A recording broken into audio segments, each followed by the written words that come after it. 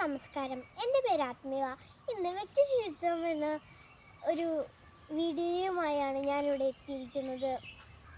ബഹുമാനപ്പെട്ട അധ്യാപകരെ, എൻ്റെ പ്രിയ കൂട്ടുകാരെ, എല്ലാവർക്കും എൻ്റെ വിനീതമായ നമസ്കാരം. ഇന്ന് വ്യക്തി ശുചിത്വം എന്ന വിഷയത്തെക്കുറിച്ച് ചില അറിവുകൾ നിങ്ങളുമായി പങ്കുവയ്ക്കാൻ ഞാൻ ആഗ്രഹിക്കുന്നു.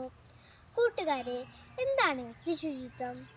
ഏതൊരു വ്യക്തിയും ചെറുപ്പം മുതൽ അറിഞ്ഞിരിക്കേണ്ടതും അവൻ്റെ ജീവിതത്തിലുടനീളം പാലിക്കേണ്ടതുമായ വൃത്തിയെയാണ് വ്യക്തിശുചിത്വം എന്ന് പറയുന്നത്. ശുചിത്വം എന്നാൽ നമ്മുടെ ശരീരവും നാം ജീവിക്കുന്ന ചുറ്റുപാടും മണ്ണും ജലവും വായും എല്ലാം മാലിന്യ വിമുക്തമായിരിക്കുന്നു എന്നാണ്. ചുട്ടയിലെ ശീലം ചുടലവരെ എന്നാണല്ലോ ചൊല്ല്.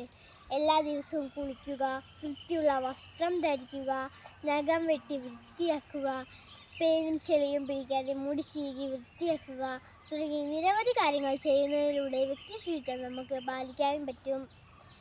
നമ്മുടെ വീടും പരിസരവും മാത്രം വൃത്തിയാക്കിയാൽ പോരാ, നാം ജീവിക്കുന്ന നമ്മുടെ നാടും വൃത്തിയാക്കേണ്ടത് നമ്മുടെ ഓരോരുത്തരുടെയും കടമയാണ്. വ്യക്തിശുചിത്വത്തിൻ്റെ പ്രാധാന്യം കൊറോണ കാലത്തും നാം മനസ്സിലാക്കിയിട്ടുള്ളതാണ്.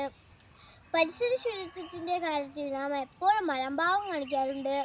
ഉപയോഗിക്കുക, വലിച്ചെറിയുക എന്നത് നമ്മുടെ ഒരു ശീലമായി തീർന്നിരിക്കുന്നു.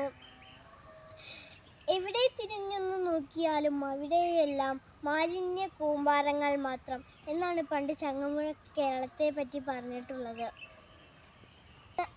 എന്നാൽ ഇപ്പോഴോ എവിടെ തിരിഞ്ഞൊന്നു നോക്കിയാലും അവിടെയെല്ലാം മാലിന്യ കൂമ്പാരങ്ങൾ മാത്രം എന്നാണ് പണ്ട്.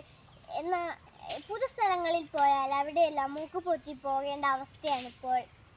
ഈ മാലിന്യങ്ങളിൽ നിന്നും കൊതുക്, ഈച്ച, എലി തുടങ്ങി നിരവധി ജീവികൾ പെരുകുകയും ഡെങ്കിപ്പനി, കോളറ, ടൈഫോയിഡ് തുടങ്ങി നിരവധി അസുഖങ്ങൾ പിടിപെടുകയും ചെയ്യുന്നു. വ്യക്തിശുചിത്വവും പരിസര ശുചിത്വവും നാം ഒരുപോലെ കൊണ്ടു നടക്കുകയാണെങ്കിൽ നമ്മുടെ നാടും പരിസരവും വൃത്തിയുള്ളതാവും. എൻ്റെ നാട് ശുചിത്വ നാട് എന്നാകട്ടെ എല്ലാവരുടെയും ലക്ഷ്യം. നന്ദി, നമസ്കാരം.